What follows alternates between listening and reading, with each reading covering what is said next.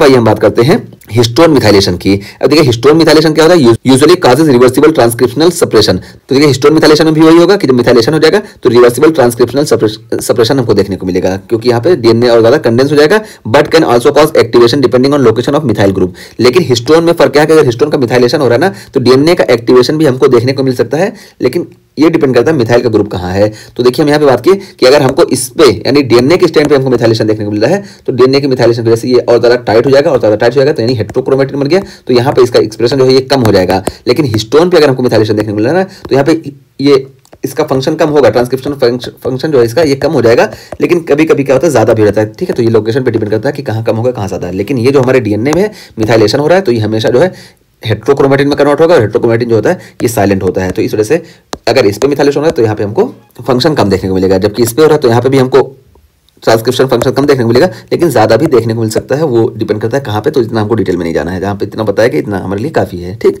तो ये चीज हो गई। और उसके बाद फिर देखिए क्या है, histone methylation mostly make DNA mute. तो देखिए यहाँ पे मोस्टली मेक डीएनए म्यूट। ठीक है, तो देखिए सीपीजी मिथाइलेशन मेक डीएनए म्यूट, और यहाँ पे देखिए मोस्टली। ठीक है, तो ये हो गया methylation mostly make DNA mute, तो हिस्टोन में ये मोस्टली होता है, ठीक है, हमेशा नहीं होता है, जबकि सीपीजी में क्या था कि ये हमेशा था। ठीक है, तो ये हम यहाँ पे बता दिए। और देखिए लाइसिन और arginine residues of histone can be methylated.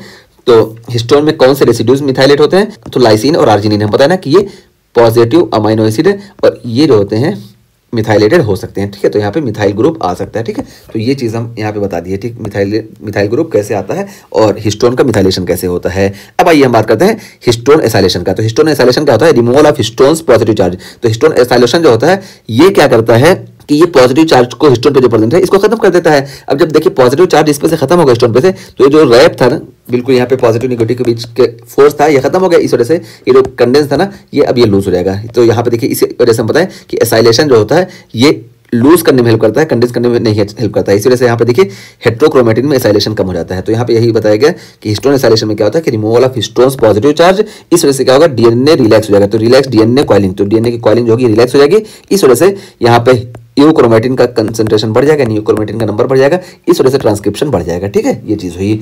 और देखिए इसका क्लिनिकल पॉइंट हम दिखाएं तो देखिए क्या है, thyroid hormone synthesis altered by acylation of thyroid hormone receptor. तो थायराइड हार्मोन जो रिसेप्टर होते हैं ना, तो थायराइड हार्मोन रिसेप्टर पे हमको एसाइलेशन देखने को मिलता है। जब थायराइड हार्मोन पे TSH आके बाइंड करता है तो यहाँ पे इनका एसाइलेशन हो जाता है थायराइड में प्रेजेंट न्यूक्लियस का, और जहाँ पे इनका एसाइलेशन हो जाता है तो हेट्रोक्रोमेटिन जो थे एसाइलेशन की वजह से यूक्रोमेटिन में आ जाते हैं, इस वजह से यहाँ पे T3 और T4 का फॉर्मेशन होता है। तो यहीं पे है कि thyroid hormone synthesis altered by acylation of thyroid hormone receptor. ठीक है, तो थायराइड हार्मोन के रिसेप्टर के एसाइलेशन की वजह से थायराइड हार्मोन की सिंथेसिस अल्टर हो जाती है, यानी बढ़ जाती है। और histone acylation make DNA active. तो देखिए यहाँ पे इसको याद रखेंगे कि हिस्टोन एसाइलेशन एक्टिव। ठीक है, तो हिस्टोन का अगर एसाइलेशन हो रहा है तो डीएनए एक्टिव हो जाएगा। ठीक, तो ये चीज हो गई। ठीक है, तो हिस्टोन एसाइलेशन कैसे ये रोल प्ले करता है हम यहाँ पे बता दिए। और देखिए इसी का उल्टा होगा, हिस्टोन डी एसाइलेशन होगा। तो डी एसाइलेशन में क्या होगा कि रिमूवल ऑफ एसाइल ग्रुप। तो एसाइल ग्रुप जो होगा यानी एसिटाइल ग्रुप जब हिस्टोन से रिलीज होगा तो हिस्टोन क्या होगा और ज्यादा पॉजिटिव चार्ज हो जाएगा, और जब और ज्यादा पॉजिटिव चार्ज हो जाएगा तो डीएनए जो इसके आसपास है ये और ज्यादा टाइट रैप हो जाएगा, और जब और ज्यादा टाइट रैप हो जाएगा